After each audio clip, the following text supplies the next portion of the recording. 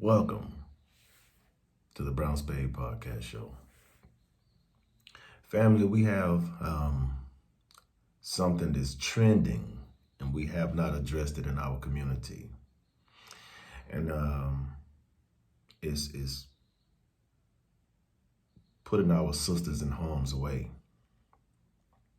And I'm not saying this, if I can help anybody with just giving information, if I can save one life with this video, then I feel like I did a good job.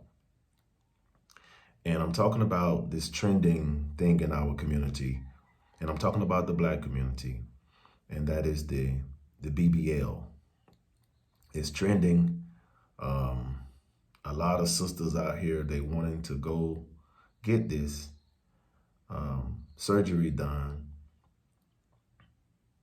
And they don't realize, a lot of them don't realize they're putting their lives on the line. So, before we get started.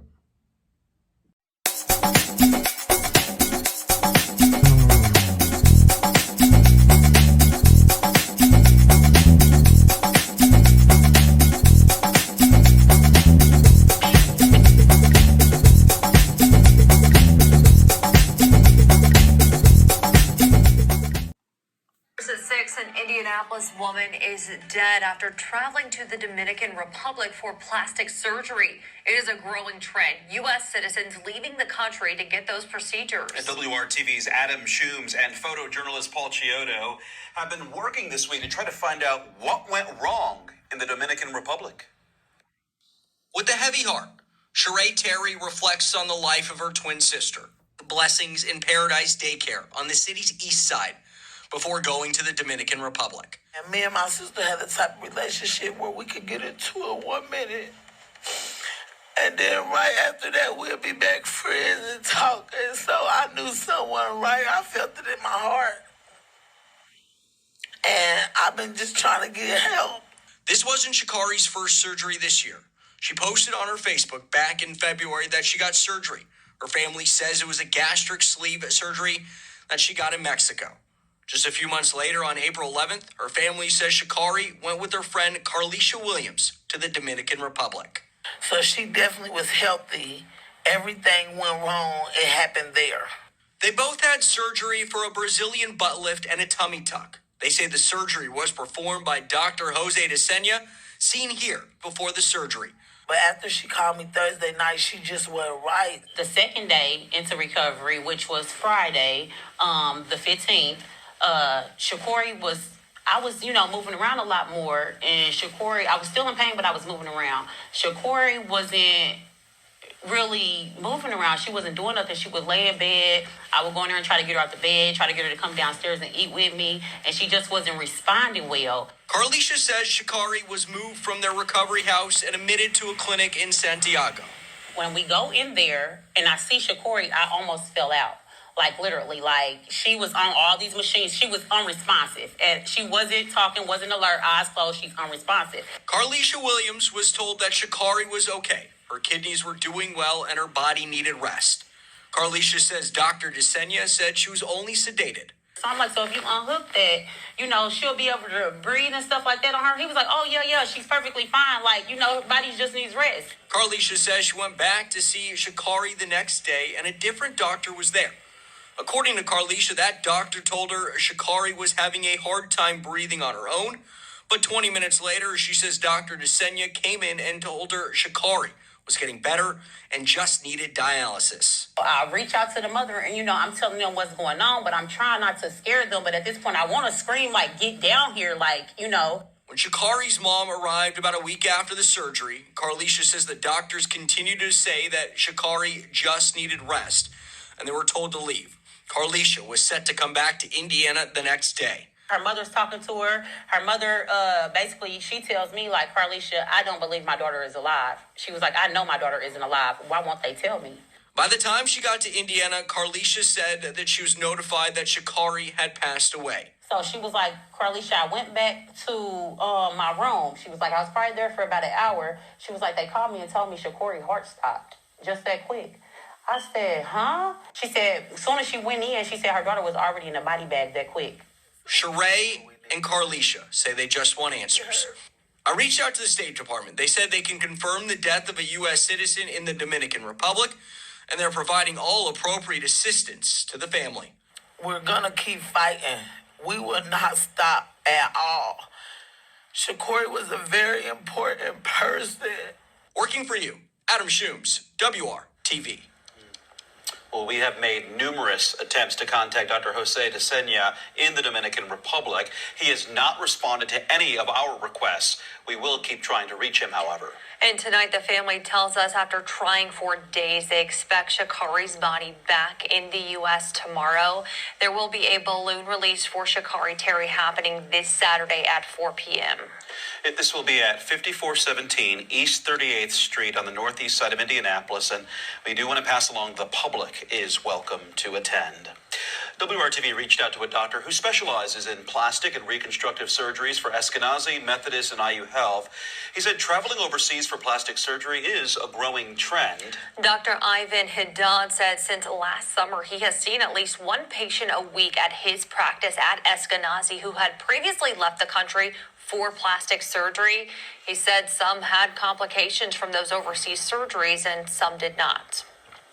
I would say it's like 50-50 in that there's a number of patients that, had the operation that they wanted and had a adequate result. But then, it's basically a coin flip where the others, have some complications, some that are, expected, some that are not, or the result wasn't what they expected. Dr. Haddad said fairly often. I'm going to stop right there. First, I want to say rest in peace to that sister. The sister was 31 years old. I read a little bit of information about her. She was running a nursery, so she's also was an entrepreneur. She has a 2-year-old as well. And I think it's sad because we're in this today's society where a lot of these young people, they thinking that they want this microwave effect. They want everything to be instant. They want everything to be overnight. Nothing is overnight. That includes when you're working out, that includes being successful. If you want to see results at anything that you do, it takes time. But we're in this microwave. We've got this microwave mindset in our community where we feel like we could just go get it done today and it'll be done today. And so I just want to say rest in peace to that sister. And the reason why I made this video is because, again, I just want to help somebody. So if there's somebody, there's a sister, a daughter, niece, a mother, send them this video so they can help them get a second thought on reconsidering not going this route. And I hope you all caught the last part. The last part where the doctor says a 50-50 chance. 50-50 chance. Now, he didn't go in details whether it was 50-50 chance. Well, you're going to get complications anyway. Complication comes. You take, after that surgery, you're going to be on some type of medication. But from my understanding, it sounded like he was saying 50% 50 chance of life or death. And so my question is it worth it? That is my question. Is it worth it? I don't think so, family. I don't think so. But again, this is something that's trending. If there's somebody you love, please share this with somebody. Share this with someone that you care about. Because, our sisters, a lot of them, not all of them, but those, they think they could just go down here and get it. They can fly down here. And I live in the Dominican Republic. As you can see, I got half of the Dominican Republic flag here, and other half is American. So, but I live in the Dominican Republic. I'm here right now as we speak. And I can tell you firsthand, and I just retired in December of last year. And I remember at least on 3 or 4 different occasions where I've seen, because my last assignment was at the International Airport of Atlanta. I personally they called us to wheel these sisters out of from one destination, from the airplane to their cab. They couldn't even move. So every time we went on these calls, I always used to think to myself that these sisters didn't have enough money to stay there to heal, and that's why they had to hurry up and go home. They just had enough money to get the surgery to go back home because they didn't have enough funds to stay at their location long enough to heal, to walk out on their own.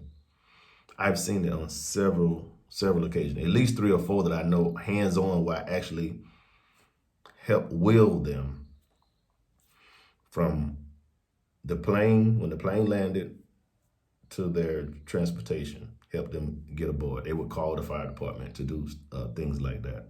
So I know that from hands-on. I've seen it with my own eyes. Again, this is sad. I don't know what it is. It seems like it's a lot of pressure on these sisters out here. They feel like they got to do it. I don't know. I would love for you guys to comment and share your thoughts on this, guys and girls as well. I just want to know, what is it? What is it that makes a sister want to go to this point? I know you got a lot of working women these days. Normally, you would get this from the nightlife, the strippers. But yeah, now you got working class women that they want to look, they want this physique, and they don't want to go to the gym. They want that shortcut. They want to take that quicker route. And in my opinion, it's not worth you taking the risk of losing your life. Certain things you just shouldn't roll the dice on, you know. But that's my take on it, family. Please chime in. Please send your comments in. I just wanted to know more about it. Again, rest in peace to that sister in Indianapolis. This is a sad case. And one more thing before I leave, I just want to say, even when I was strolling through the, when I Googled it, I just noticed it was death after death after death. And this is crazy. This is crazy. So it's not just isolated incident. This happened. I'm going to say this happened daily. You know, this happened daily. I don't know the percentage rate, because again, they flying into these countries. They thinking they're going to get this discount rate. Some surgeries may have been successful, but again, you don't know your complications. And another thing, in this particular case, the sister did have a surgery in February. She went to Mexico for that one to get that procedure done. And then she come to Dominican Republic for another different surgery, but they both was dealing with body transformation. I don't know, family. I'm not a fan of it. You know, maybe I'm old fashioned. You know, you go in the gym, cut back on what you eat. To me, that's the route to go. I don't know what's pressuring these sisters to do this. And again, I'm just putting this video out so I can help somebody. So on that note, I'm out.